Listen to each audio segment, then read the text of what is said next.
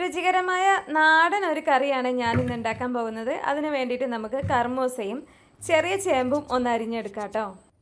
കൂടുതൽ വീടുകളിലും കർമൂസ ഇല്ലാതിരിക്കില്ല, ഒപ്പം ചെറിയ ചേമ്പും കൂടി എവിടെയെങ്കിലും ഒന്ന് കുഴിച്ചിടാതിരിക്കില്ല. അപ്പോൾ കറി വെക്കാൻ ഒന്നും ഇല്ലാത്ത ദിവസങ്ങളിൽ ഒരു കർമൂസയും പറിച്ച് 2 ചേമ്പും പറിച്ച് നമുക്ക് ഈ കറി വെക്കാവുന്നതേ ഉള്ളേ. നാടൻ കറികൾക്കൊക്കെ ഒരു പ്രത്യേക രുചിയായിരിക്കുമല്ലോ, എന്നാൽ ഉണ്ടാക്കാൻ വളരെ ഈസിയാണ് താനും. കർമൂസയും ചേമ്പും അരിഞ്ഞു വെച്ചിട്ടുണ്ട്. അതിലേക്ക് ഏകദേശം 1 ഗ്ലാസോളം വെള്ളം ചേർത്ത് കൊടുക്കുന്നുണ്ട്. 1/2 സ്പൂൺ മഞ്ഞൾപ്പൊടി കൂടി ചേർത്ത് കൊടുക്കുന്നുണ്ട്. 1/4 സ്പൂൺ മുളക് പൊടി കൂടി ചേർത്ത് കൊടുക്കുന്നുണ്ട് കേട്ടോ. ഇനി നന്നായി മിക്സ് ചെയ്ത് അടുപ്പത്ത് വെച്ച് കൊടുക്കാം. അപ്പോൾ ഇത് വെന്ത് വരുമ്പോഴേക്കും ഇതിലേക്ക് ആവശ്യമായ അരപ്പ് തയ്യാറാക്കിയെടുക്കാം. അതിന് വേണ്ടിയിട്ട് അരമുറി തേങ്ങ ചിരകിയത് എടുത്തിട്ടുണ്ട്. അതിലേക്ക് 1/4 സ്പൂൺ നല്ല ജീരകം കൂടി ചേർത്ത് കൊടുക്കുന്നുണ്ട്. പിന്നെ 3 ചെറിയ ഉള്ളി തൊലി കളഞ്ഞതും എടുത്തിട്ടുണ്ട്. 1/2 സ്പൂൺ മഞ്ഞൾപ്പൊടി കൂടി ചേർത്ത് കൊടുക്കുന്നുണ്ട്. ഇനി ഇത് നന്നായി അരച്ചെടുക്കാം. നെയ്യ് പോലെ നന്നായി അരച്ചെടുത്തിട്ടുണ്ട്. കർമൂസയും ചേമ്പും നമ്മൾ നേരത്തെ വേവിക്കാൻ വെച്ചിരുന്നില്ലേ, അതിലെ വെള്ളമൊക്കെ വറ്റി നന്നായി വെന്ത് വന്നിട്ടുണ്ട്. കഷ്ണങ്ങളെല്ലാം വെന്തോ എന്നറിയാൻ ഞാൻ ഒന്ന് ഉടച്ച് നോക്കുന്നുണ്ട്. നന്നായി വെന്തിട്ടുണ്ട്.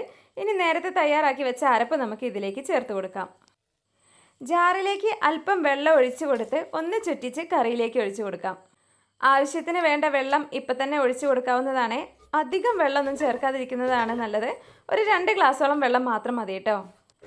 അല്പനേരം ഒന്ന് മൂടി വെച്ച് വേവിക്കാം. ചെറുതായി തിള വന്ന് തുടങ്ങുമ്പോൾ 1 പച്ചമുളക് കൂടി കീറിയിട്ട് കൊടുക്കാം കേട്ടോ. ഇനി 1 മീഡിയം സൈസ് തക്കാളി കൂടി നീളത്തിൽ അരിഞ്ഞിട്ട് കൊടുക്കേ. ഇനി നന്നായി ഒന്ന് ഇളക്കി കൊടുക്കാം. കറിയിലേക്ക് ആവശ്യമായ ഉപ്പ് നമ്മൾ ഇതുവരെ ചേർത്ത് കൊടുത്തിട്ടില്ല. ഈ സമയത്ത് നമുക്ക് ഉപ്പ് കൂടി ചേർത്ത് കൊടുക്കാം കേട്ടോ. ഇനി 1 അല്ലി കറിവേപ്പില കൂടി ചേർത്ത് കൊടുക്കുന്നുണ്ട്. കറിവേപ്പില ഞാനിവിടെ നന്നായി പിച്ചിയാണ് കേട്ടോ ഇട്ട് കൊടുക്കുന്നത്. ഇനി നന്നായി ഒന്ന് മിക്സ് ചെയ്ത ശേഷം മൂടി വെച്ച് വേവിക്കാം. 3 മിനിറ്റിന് ശേഷം ഗ്യാസ് ഓഫ് ചെയ്യാം. ഇനി കറി ഒന്ന് വറവിട്ടെടുക്കണം. അതിന് വേണ്ടിയിട്ട് ഒരു പാൻ വെച്ച് കൊടുത്തിട്ടുണ്ട്. അതിലേക്ക് വെളിച്ചെണ്ണ ചേർത്ത് കൊടുത്തിട്ടുണ്ട്. എണ്ണ ചൂടായി വന്നപ്പോൾ 1/2 സ്പൂൺ കടുക് കൂടി ചേർത്ത് കൊടുക്കുന്നുണ്ട്. ഇനി 2 അല്ലി കറിവേപ്പില കൂടി ചേർത്ത് കൊടുക്കുന്നുണ്ട്. ഇനി ഈ താളിച്ചത് കറിയിലേക്ക് ഒഴിച്ചു കൊടുക്കാം കേട്ടോ. അപ്പോൾ രുചികരമായ നാടൻ കറി ഇവിടെ തയ്യാറായിട്ടുണ്ട്.